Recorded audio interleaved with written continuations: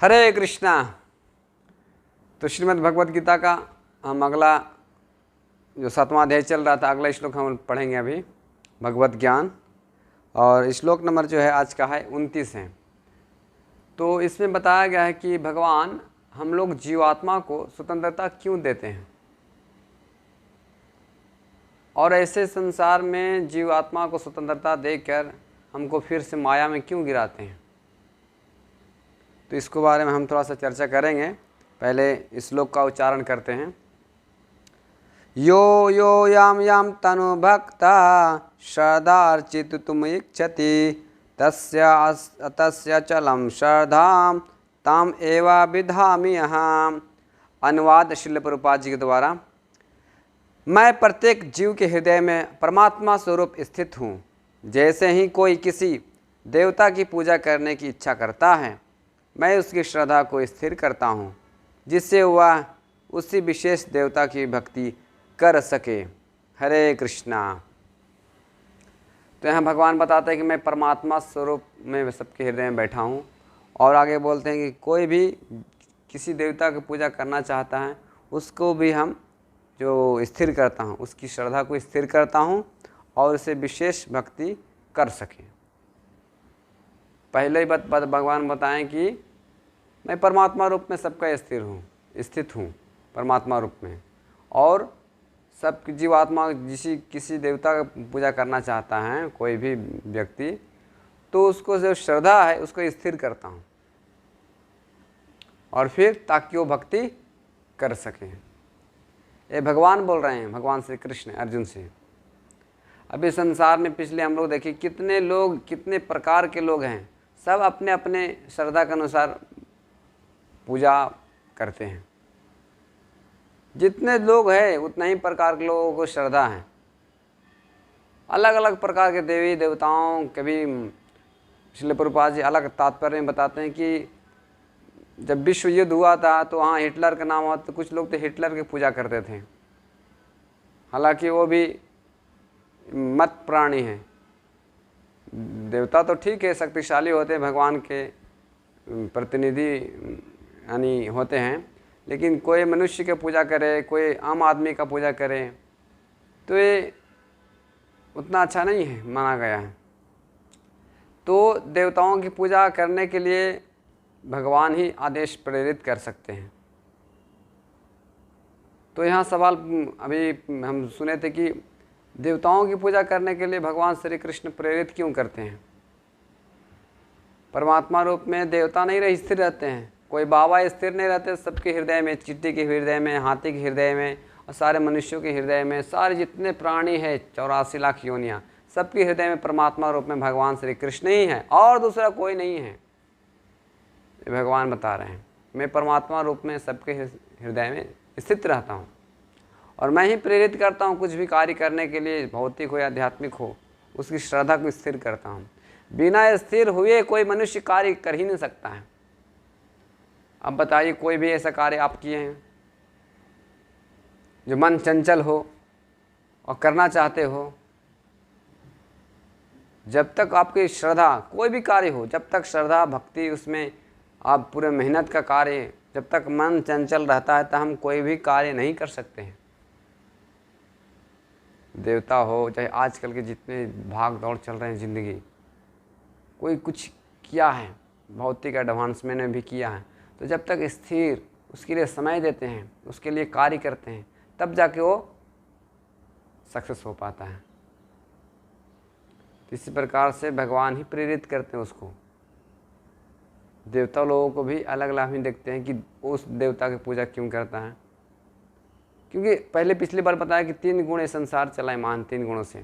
तो श्रद्धा उसी के 3 गुणों में जिस अवस्था में रहता है उसी के अनुसार उस श्रद्धा भी अपने देवता के प्रति समर्पित करता है और पूजा करता है। और अगली बात बताएं कि अगर ऐसे भगवान क्यों देते हैं श्रद्धा। अगर भगवान बोलते हैं कि मैं ही भगवान हूँ, स्वयं कृष्ण भगवान है, और लास्ट में आप लोग पढ़ेंगे सर्वधर्मान परित्यज्य मामेकम शरणं व्रज अहं त्वं सर्वपापेभ्यो मोक्षयामि मा शुचः। सारे भगवद गीता का सार यही कि भगवान श्री कृष्ण के शरण स्वीकार करना, उनकी भक्ति करना, ये सार है भगवद गीता का। लेकिन अभी भगवान यहाँ देवताओं के मन क्यों स्थिर करते हैं, मन तो स्थिर नहीं करना चाहिए, देवताओं की पूजा नहीं करने के लिए मना करना चाहिए। यहाँ पे अगर देवताओं की कोई पूजा करता है तो वो देवता से क्या मांगता है? धनम देहि, रूपम देहि, ये सब यही मांगता है। संसार में सुखी कैसे रहें और कैसे हमको धन संपत्ति आए, जय जगदीश हरे, तन सुख मिटे, तन का सुख में, ऐसा बोलते हैं। तो इस प्रकार से संसार में वही चीज़ मांगता है, और वही चीज़ जो है नश्वान है।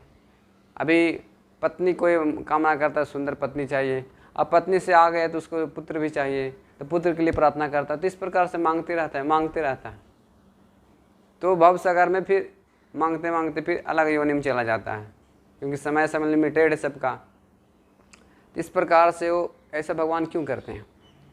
तो ये है भगवान का उत्तर, बोलते हैं श्रील प्रभुपाद समझाते हैं। अगर भगवान ऐसा नहीं करते तो फिर इच्छा किधर से भगवान ऐसा स्वतंत्रता किंचित मान दिए हैं। अगर ऐसा भगवान करते, पत्थर बना देते सबका हृदय का, तो फिर स्वतंत्रता किधर रह गई, इधर प्रेम किधर रह गया? तो जीवात्मा को किंचित मात्र स्वतंत्रता दी गई है, ताकि वो आप मेरी पूजा करो या देवताओं की पूजा करो। तो देवताओं की पूजा करना चाहते हैं, उसको भगवान स्थिर करते हैं। इसीलिए तो भगवान कहलाते हैं कृष्ण। ऐसा नहीं कि मैं परमात्मा रूप में बैठा हूँ तो आपको बता सकता हूँ कि मैं ही हूँ परमात्मा रूप में। आपकी पूजा इसको करना है तो उसके लोक में जाओगे, मेरी पूजा करोगे तो मेरे लोक में आओगे, और जो मेरा लोक है सबसे टॉप मोस्ट लोक है। तो देवताओं की पूजा करोगे फिर से इधर संसार में आना पड़ेगा। तो इसलिए माया में भगवान जानबूझ कर नहीं डालते हैं, वो किंचित मात्र स्वतंत्रता दिए हैं ताकि जीवात्मा अपना प्रेम प्रदान कर सके एक दूसरे को। तो प्रेम की बात भी नहीं होती। देवता भी और जीवात्मा भी भगवान श्री कृष्ण के ही अधीन हैं, कोई दूसरा अधीन नहीं है। भगवान श्री कृष्ण ही सारे चराचर के अध्यक्ष करते हैं, चलायमान करते हैं। तो इस प्रकार से भगवान जो है सबको, जैसे एक कहावत भी सुनते होंगे कि ईश्वर के बिना एक पत्ती भी नहीं हिलती है। तो भगवान श्री कृष्ण जो है सबका करते हैं, लेकिन वो अपनी जो जीवात्मा को मन में विचलित नहीं करते हैं, ताकि किंचित स्वतंत्रता दिए हैं ताकि तुम जो भी करना चाहते हो कर सकते हो। तो अगर ऐसा करते हैं तो हम स्वतंत्रता रूप से प्रेम प्रदान कर सकते हो, प्रेम अपना व्यक्त कर सकते हैं। ऐसे तो कोई भी स्वतंत्र नहीं है। जैसे अभी हाथ है, हम हाथ से हाथ का ही कार्य कर सकते हैं। हम हाथ से अब दूसरा कुछ नहीं कर सकते, देख नहीं सकते हैं, हाथ से ऐसा देख नहीं सकते हैं। लेकिन भगवान हाथ से भी देखते हैं, आँख से भी खा सकते हैं। जैसे हम लोग भगवान का भोग लगाते हैं तो भगवान आँख से ही खाते हैं। ये स्वतंत्र हैं, सौराट है भगवान। हम लोग ज़मीन पे ही चल सकते हैं, हम उड़ने के लिए बताया जाए नहीं उड़ सकते हैं, पानी में रहने के लिए बताया जाए तो नहीं रह सकते हैं, क्योंकि हमारा ऐसा शरीर नहीं है, स्वतंत्र नहीं है। लेकिन भगवान हर जगह रह सकते हैं, तो ये स्वतंत्रता है। तो हम लोग भला यही है कि भगवान श्री कृष्ण को अपना श्रद्धा समर्पित कीजिए, तब हम असली सुख प्राप्त कर सकते हैं, इस संसार में रह सकते हैं। नहीं तो बहुत मुश्किल है इस संसार में रहना और लोगों को भक्ति इस संसार में जीना। तो आप लोग से यही निवेदन है कि भगवान श्री कृष्ण के ही भजन भक्ति में लगिए, और गीता का धीरे हम जैसा एक श्लोक का बताया जा रहा है उस पर जो भी आपको प्रश्न है मन में वो पूछिए, और इस चीज़ को दूसरों को ही बताइए ताकि उसको भी लाभ मिल सके भगवत ज्ञान का। ताकि वो अभी जो अलग अलग देवताओं की पूजा में लगे हुए हैं उनको भी मति सुधरे, भगवान श्री कृष्ण के चरणों में आए, उनको भी असली आनंद मिल सके। बस यही आपसे विनती है, लोगों को भी बताइए, आप भी सीखिए, और जो भी प्रश्न हो मन में वो पूछ सकते हैं। हरे कृष्ण।